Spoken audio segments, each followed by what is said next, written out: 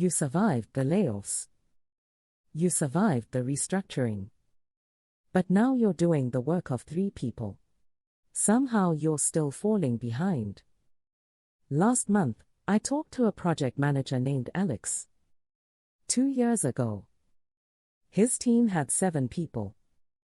Today, it's him and 1 junior analyst. Same deadlines. Same stakeholder expectations. But now he's also doing HR coordination, budget tracking, and vendor management jobs that used to have dedicated people. This isn't burnout. This is the consolidation trap, the biggest quiet crisis in the 2026 economy. So why is this happening? Because companies aren't growing their way to profit anymore, they're shrinking their way there. Corporate debt is higher. Borrowing costs are higher. Inflation is higher.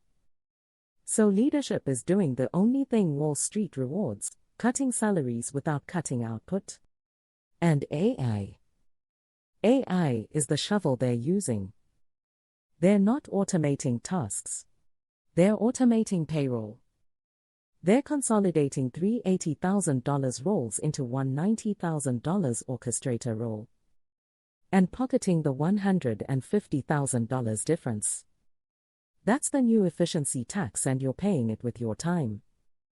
And here's what makes this unsustainable: the people doing this work. They're starting to say no. Not quietly. They're walking away from promotions that are just more work for 5% more pay. They're refusing to answer Slack at 10 p.m. They're asking, what am I getting out of this? And companies are learning the hard way: you can't automate loyalty. If you're the one left standing, you have more leverage than you realize. You're not the leftover employee. You're the operating system of that department. But they will continue to treat you like a line item on a spreadsheet until you start acting like the orchestrator. Dignity doesn't come from doing more. It comes from being seen as the talent that keeps the system running. So let's make sure you're seen. Here's what you do. And I mean literally this week. Open a document. Google Doc, Notes app, whatever. Title it, My Operating System. Every Friday, spend 10 minutes listing 3 things. Count on fingers. Conversational 1, what you delivered this week. 2, what role that used to belong to. 3, what the company would lose if you left tomorrow. Example, managed Q1 campaign launch, that used to be the marketing manager. Onboarded 2 new hires, that used to be HR. Built the reporting dashboard everyone uses, that used to be the data analyst. Do this for 8 weeks. You'll have a portfolio that shows you're not an employee, you're the infrastructure.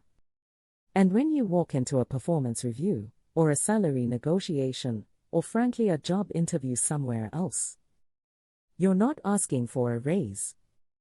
You're showing them what they're already getting for free. If you're a leader watching this, here's the truth: this model has an expiration date. You can't run a company on ghost labor forever. Eventually, your top performers leave, your institutional knowledge walks out the door, and you're left scrambling. The companies that win in 2026, they're not the ones cutting deepest, they're the ones figuring out how to value the humans who hold the system together. Here's what I know: you didn't sign up to be a one-person department. But you are. And that means you have information everyone else is guessing at. So use it. Document it. Own it. Because the next time someone asks you to wear multiple hats, you'll know exactly what those hats are worth. If this hit home, if you've been the last one standing, doing the work of a team that no longer exists, drop a comment. Tell me what roles you're covering. I'm reading every single one. Subscribe. Let's keep talking. You're not a line item. You're the talent.